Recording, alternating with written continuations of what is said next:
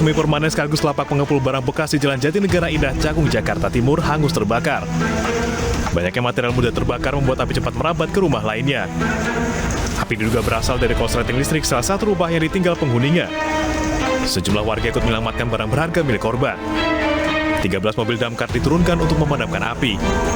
Tidak ada korban jiwa dalam kebakaran ini, api berhasil dipadamkan 1 jam kemudian.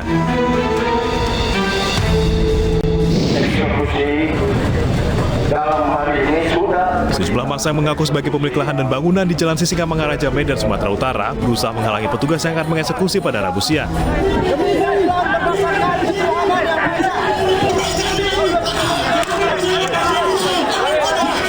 Kericuan semakin memanas saat pengadilan membacakan putusan eksekusi. Adu mulut dan saling dorong terjadi hingga seorang demonstran terluka dan giginya tanggal. Sejumlah demonstran terpaksa dibawa petugas ke Mapolrestabes Medan. Pihak yang mengaku sebagai pemilik lahan menolak eksekusi karena memiliki sertifikat hak milik. Eksekusi yang sudah dilakukan 3 kali terus mendapatkan perlawanan. Namun akhirnya eksekusi berhasil dilakukan dan pihak yang termohon mengeluarkan seluruh isi barang yang ada di dalam bangunan ini.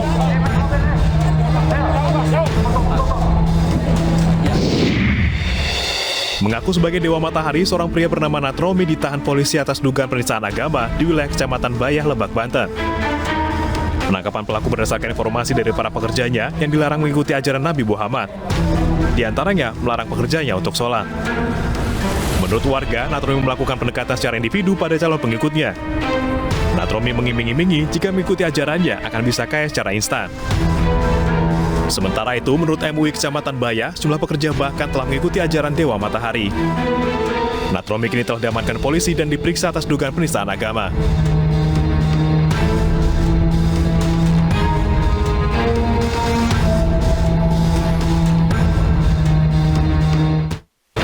Selain menjadi terdakwa kasus pencabulan motivator, Julianto Eka Putra diduga terlibat kasus eksploitasi ekonomi. Pemilik yayasan itu telah dijemput paksa oleh petugas kejaksaan untuk ditahan.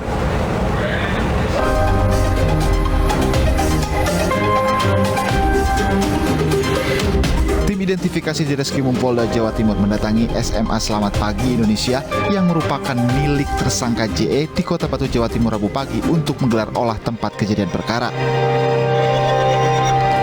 Kabid Humas Polda Jawa Timur Kombes Pol Dirmanto mengatakan olah TKP dilakukan setelah mendapatkan limpahan laporan polisi dari Polda Bali terkait dugaan eksploitasi ekonomi yang dilakukan Julianto Eka Putra atau JE. Sementara yang kami dapat dari limpahan dari kasus Bali ada 6 orang ya yang menjadi korban daripada kasus eksploitasi ekonomi yang dilakukan oleh JE. Selain dugaan eksploitasi ekonomi, motivator JE telah menjadi terdakwa kasus pencabulan sejumlah siswa di Sekolah Selamat Pagi Indonesia. Terdakwa yang sebelumnya ditahan dijemput paksa oleh tim gabungan dari Kejati, Kejari Malang, dan Reskrimum Polda Jawa Timur. Kasus kekerasan seksual oleh Julianto Eka Putra ini terus menjadi sorotan karena lebih dari 1 tahun setelah belasan korban yang melaporkan kasus ini berjalan sangat lambat. Sementara itu, terdakwa yang tak kunjung ditahan hingga 19 kali sidang. Tim Liputan iNews melaporkan.